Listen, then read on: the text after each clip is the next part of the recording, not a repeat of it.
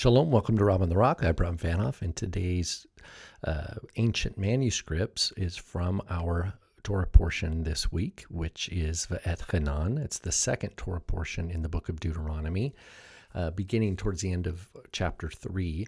We're going to zero in our ancient manuscript focus to Deuteronomy 5, which of course is the retelling of the 10 words.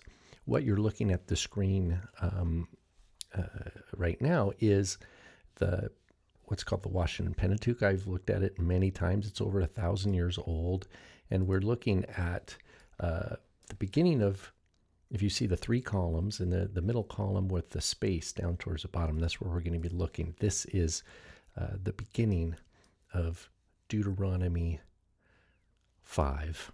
So I'm going to read a little bit, and we're going to look at chapter 5, verses 1 and 2, and then we're going to look at verses 6 and 9. And the reason why I'm jumping around is because I want to compare what we have in the complete preserved Torah in the Masoretic tradition with the fragments that you see here, which I'm looking at the infrared photographs from Qumran, Cave 4.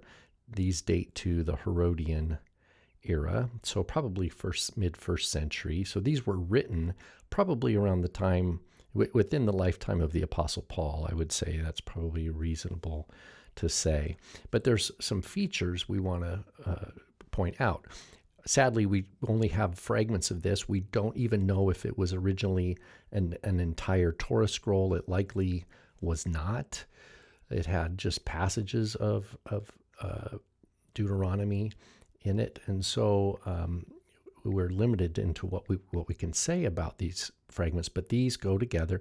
The one on the top will correspond to Deuteronomy 5, 1 and 2, and then the fragment that I have below here will correspond to 6 verses 9. As you can see, a lot of it's missing.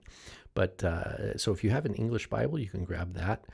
We'll be just looking at these manuscript images. Let's go back to our Washington Pentateuch, beautifully preserved and produced scribal product, probably from the 10th, maybe early 11th. Some say it's 11th century. I like to think it's 10th century, but nevertheless, it is 1,000 years old, preserving a beautiful representation of the Tiberian tradition, and it's just the Torah. It's not a complete Tanakh, such as the Aleppo Codex. It's just what we call the Pentateuch, 5 books of Moses, and it has some missing pages that were supplemented by a scribe a few hundred years later. So we don't even have the entire 10th century product here, but you can see the beautiful scribe work.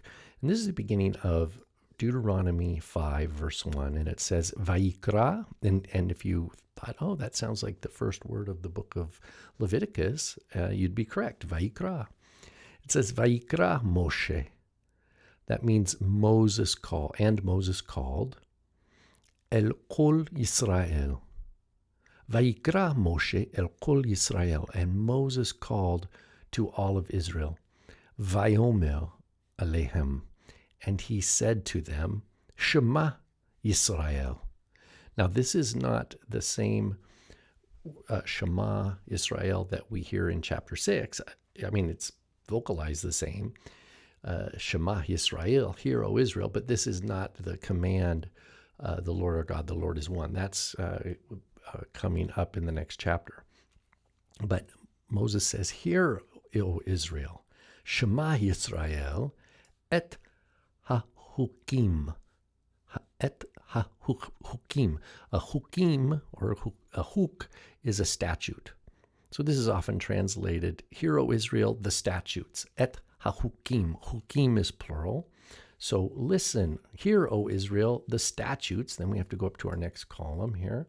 And it says, ve'et ha-mishpatim. So we have et, ve'et. So et something, very similar to Genesis 1:1, right? Bereshit bara Elohim et hashamayim ve'et haaretz. You have a list. He created the heavens and the earth. Here we have Shema Yisrael et hahukim ve'et hamishpatim, the statutes and the judgments. Asher anochi dover be'oznechem hayom, which I am speaking, but more which I am telling in your ears, which I am saying in your ears today. Hayom is today. And it continues and says, Ulemadtem otam. Ulemadtem otam. And you will learn them. And you will learn them. So you hear it in the ear, it goes in the ear. That means you're paying attention from the voice of the prophet, who is Moshe. He's speaking the words of the Lord into our ears, and then we are to learn them. Lamadtem otam. From lamad, and that means we're disciplined by them. We are disciplined. We take them as authoritative. We take them as true, and they are the standard. We understand his words as the standard. We don't just take them and take our own standard and compare them with our own standard and decide what do we want to keep or not. No, that's not how it works. So we learn them, ulemadtem otam, ushmartem la'asotam, and you will be careful, you will guard, you will keep la'asotam, to do them.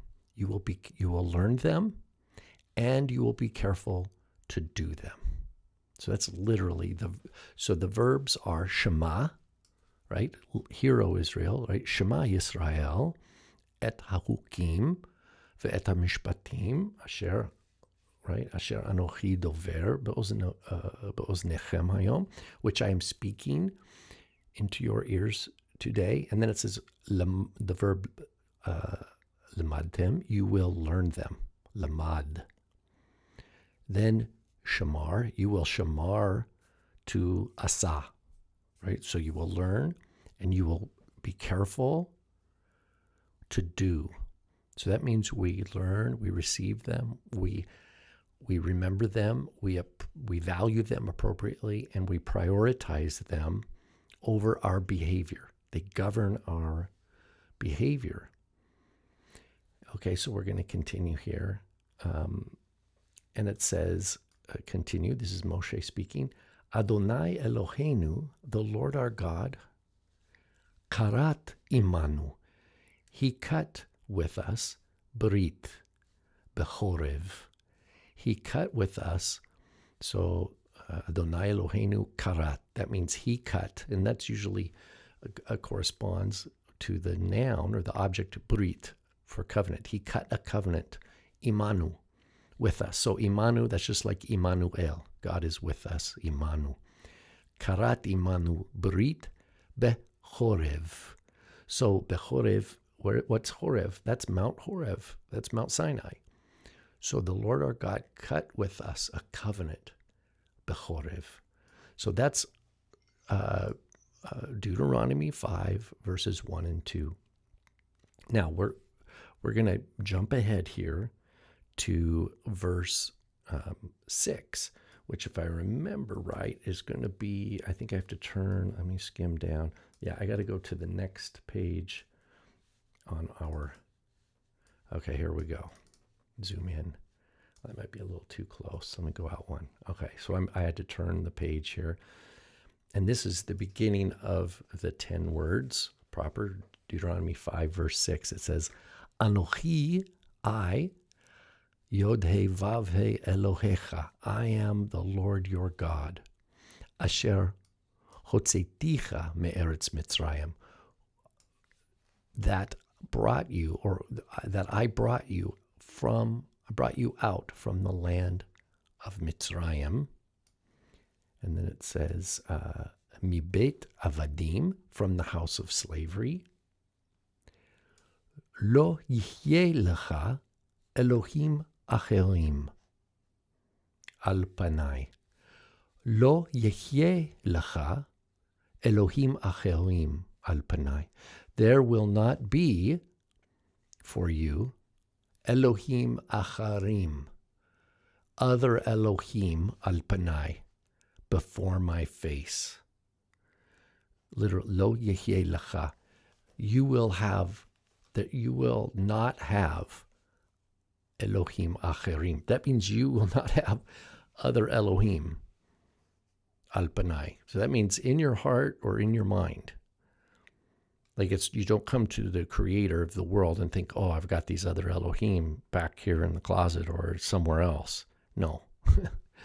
No. Lo yihyeh lacha. There will not be such things for you. And then it continues and says, Lo ta'aseh lacha, you will not, lo ta'aseh, you will not make lacha for yourself, fesel, kol temuna asher bashamayim mima'al. So any image, any likeness which is in heaven, mima'al is above, va'asher ba'aretz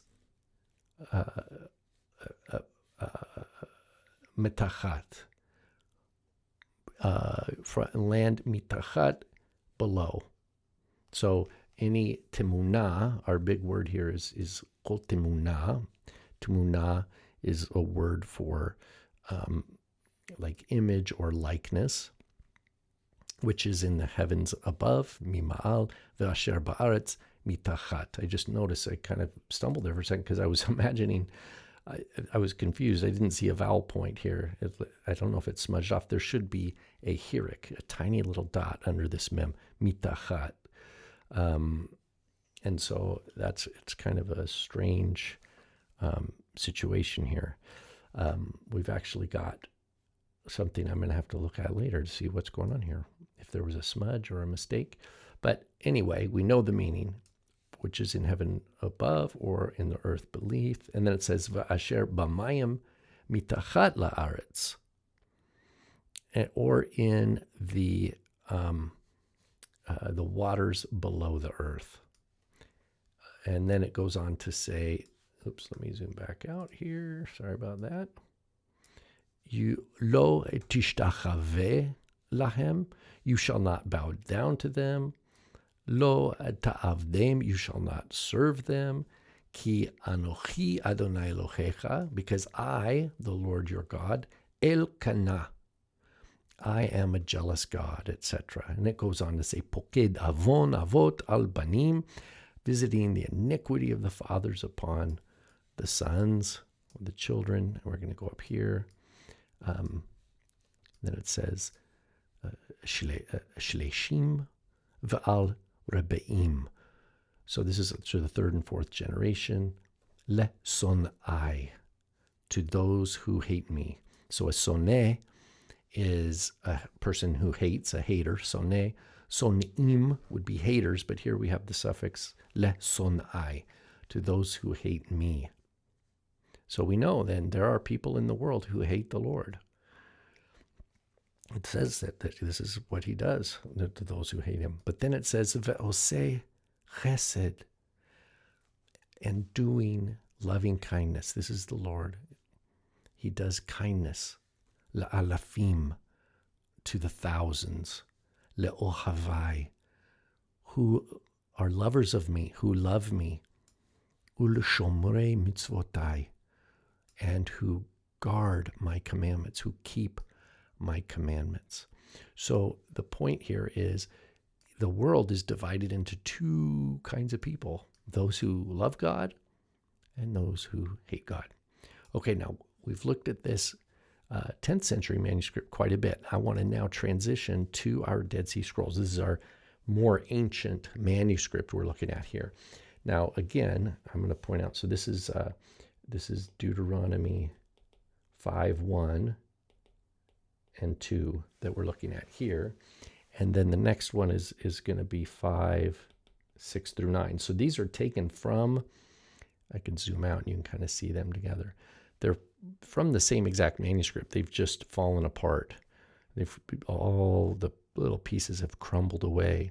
And so we're going to, we know they go together, but I'm just going to point out a few scribal conventions that differentiate this first century Qumran manuscript from the Masoretic tradition. And the first one, I'm going to zoom in here, is from Exodus 5:1, where it says, Vayikra Moshe, and Moses called.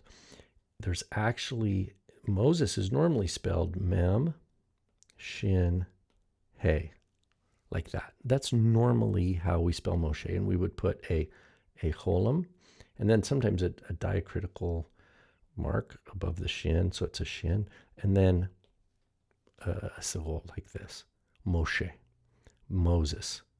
But what we see here is not Moshe. We see a vav. We see the mem, and there's a vav. Now there's a break here, but it's certain that this is a vav. So it's spelled mem vav shin hey. So instead of an dot for the O, it's using the vav, right here I'll underline, as a vowel, as a O sound. Vayikra Moshe el Kol Yisrael. El Kol Yisrael. Well, look at that. So here's El. That's pretty easy to see. 2. But then we have Kaf, Vav, and then we have our Lamed. Kol. So in the Masoretic tradition, we don't put that Vav in there. The scribes of the Masorah just put Kol like that. So we have another example of an added Vav. See that right there? Well, if we continue and we look, we don't see et hachukim, but we see hachukim. So here's Hey, here's a Chet, and then there's our Vav. Look at that. Yod, and then Mem Sofit. Hachukim. Well, in the Masoretic tradition, it's the same word, but we spell it Chet, Kuf, Yod, Mem. We don't have the Vav there. But sure enough, we see it here. And there, let me see, I think there's at least one more on this page, even though it's highly damaged, as you can see, is Bechorev, at Mount Horev. See this? This is Bet, Chet, Vav, Resh, Bet. Bechorev. So in the Masoretic tradition, it's Bet, Chet, Resh, Bet, and we put a little dot there indicating a cholam, chorev. So the words of the text in the instances that we're looking at here are not being changed. The meaning of the text is not being changed. But what we're seeing is a scribal tendency to add a letter vav to make either a O sound or an U sound. So to be clear, the words, at least that we see here on this page in this small fragment, is not differentiated by the meaning, but by the spelling. Oh, there's one more I forgot. Vayomer. And this one's hard to see, but we know it from other fragments from the Cave 4 Deuteronomy. It's actually, the convention is Vav, and then a Yod, and then a Vav. And so it's Vayomer, so it's spelled Vav, Yod, Vav, Aleph, Mem, Resh. Vayomer. So they're adding a letter here, whereas the Masoretic is just going to be Vav, Yod, Aleph, Mem, Resh, like that. Oops. Like that, Vayomer. And what's interesting is that they put the Vav before the Aleph. So the Aleph here is functioning not as a consonant, but it's just a historical Aleph. It has no value for pronunciation in this instance. Whereas in the Masoretic text, the cholam goes after the Aleph. Vayomer. Well, here they're putting the Vav before, which is kind of strange. So here, how many did we count here? Let me zoom out. I don't hope that's not making anybody dizzy here. And I'm just going to change to an orange marker. So we got the Vav for Moshe, 1, the Vav for Kol, 2, the Vav for Vayomer, 3, Hachukim, Vav for Hukim, that's 4, and then Chorev, 5. So there's at least 5 extra Vavs in this little fragment.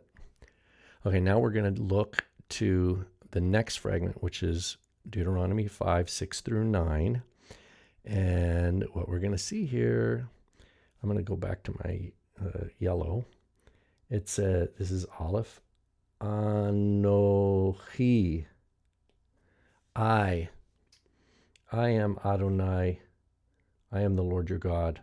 So Anochi, well, guess what? With Anochi, that's a Vav. That's the word I in the Masoretic tradition. It's just Aleph, Nun, Kaf, Yod, like that, Anochi, with a Cholam.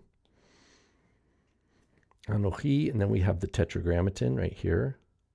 Yod, He, Vav, He, like that. Notice it's not in Paleo or anything. It's in the same script. But then your Elohim, Elohecha, look at this. Elohecha. We have a Kaf Sofit, which is good.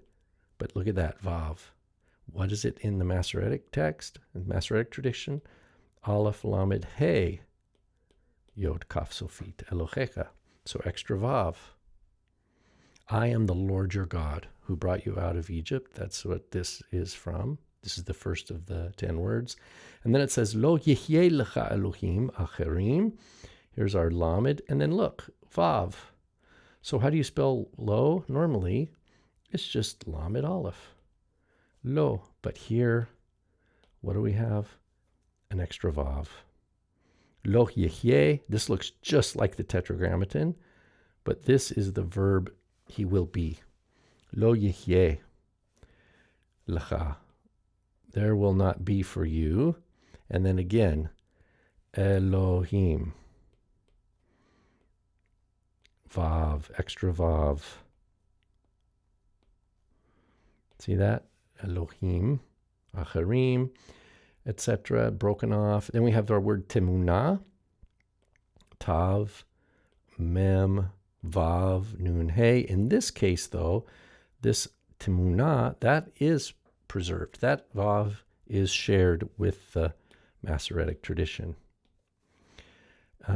So Asher Bashamayim, and then Mitachat La'aretz, below the earth, etc. It's all broken off. Elkanah, so this is our El Kana, Kuf, Nun, and we can imagine there's an Aleph there, a jealous God. But then what do we see? Le Sonai, those who hate me, is Lamed. There's our Sin Shin, and then a Vav, and then a Nun. So this is probably an Aleph and then a Yod. Those who hate me.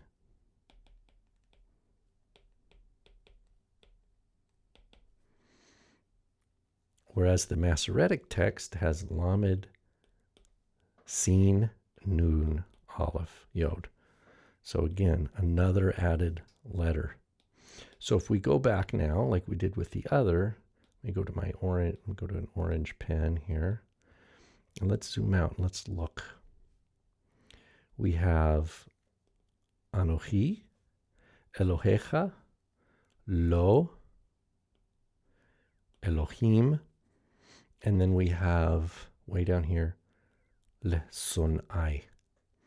So how many do we have on this manuscript? 1, 2, 3, 4, 5. We have 5 added Vavs on this one. So just in these few verses, in the 2 fragments we have from this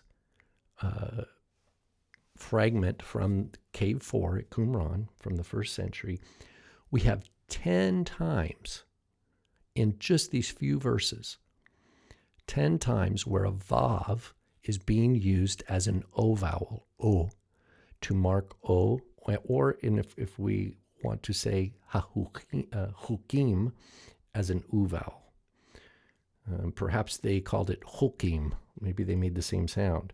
If they said Hukim, that means the Vav for the Essene scribes functioned for either O sound or an U sound, and they just knew through their own instruction and their own recitation practices which one they would say at which time. So 10 times we have a divergence from the Masoretic. And so this is what scholars call an example of what's called Essene scribal practice. Essene Hebrew scribal practice. And one of the features here is that there is no insistence on letter for letter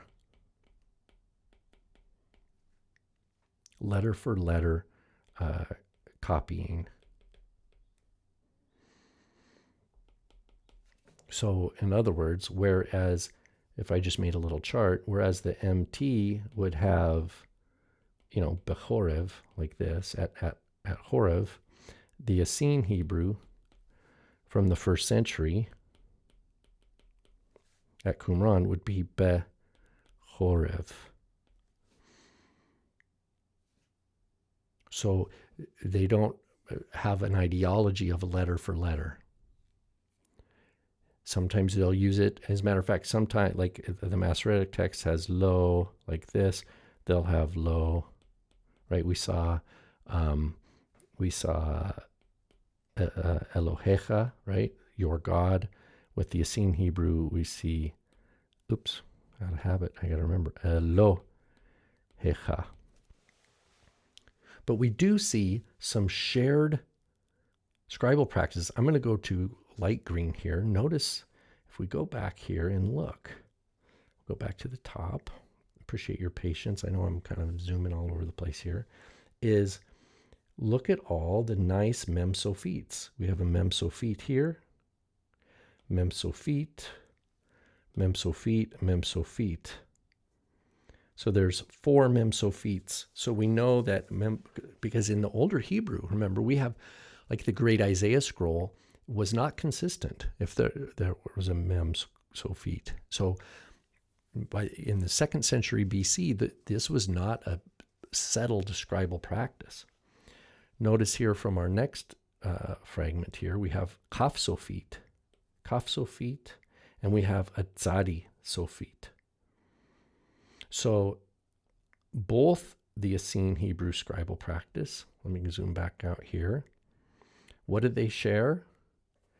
They share at least the sophite letters that we've seen in our text today.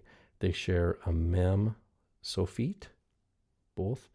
They share a kaf sophite and a tzadi sophite. So both traditions employ this. So the nature of constraint for the Masoretic scribes was higher. There's a higher sense of constraint and adherence to transmit the text letter for letter as it was received. With the Essene Hebrew, the scribes had received training under the same temple system, but had felt free to add letters like the Vav, like we've seen here, to help with, we can imagine the best solution, the best explanation is probably to help with pronunciation. And there was one Jewish scholar of the Dead Sea Scrolls in the 20th century, Kutcher, I think if I remember his name correctly, suggested that one explanation for this is that the students of this type of fragment may have had their first language to be Aramaic. And the rationale goes like this, is that an Aramaic speaker would see this word and they would say la. And so, because la is no in Aramaic. Or they would see Elohecha, and they might say Allah, Allahecha, or Allahak, or something like this. And so they needed this to be written lo. So they saw that vav, and then they would have been taught that when you see that vav, you know to make the O sound. So one possible explanation is that the vavs were added to help Aramaic speakers pronounce Hebrew. Now I don't know that that can be proven, but I like it as a possibility, because we know that language education, language learning, education, scribal education, these were elite skill sets. I mean, you would have had to really pursue this learning, made it a top priority in your life, and it would have taken investment of time and energy, years of your life, and you'd have to say no to a whole bunch of other things in order to pursue this kind of learning. And so we don't want to take for granted the learning of languages. In the Dead Sea Scrolls, we have Hebrew, we have Aramaic, we have Greek, so we know that there was a scholarship community there that was trying to think of the reception history of the Bible, trying to understand what is Scripture, etc. And they were trying to do it independent of the temple scribes. They were trying to do it without having to answer to the authority of the temple scribes. But it's the Masoretic tradition that is the tradition that has preserved the entire Tanakh for the world. And they did a masterful job. It's not perfect, but it is beautifully preserved and done in a masterful way. So again, leaving here with this image of the Washington Pentateuch housed at the Museum of the Bible in Washington, D.C. I hope these ancient manuscripts videos are helpful for you. Consider supporting my work with the PayPal link. And if you haven't already, subscribe to my channel. And please share it with others. If you know anybody who's interested in manuscripts, if they're interested in ancient Hebrew or the Bible languages, plug them into my channel, because I think they'll find something here that would really stimulate their thinking and encourage them to dig deeper as they learn the Word of God, which of course I refer to as the Rock. Shalom.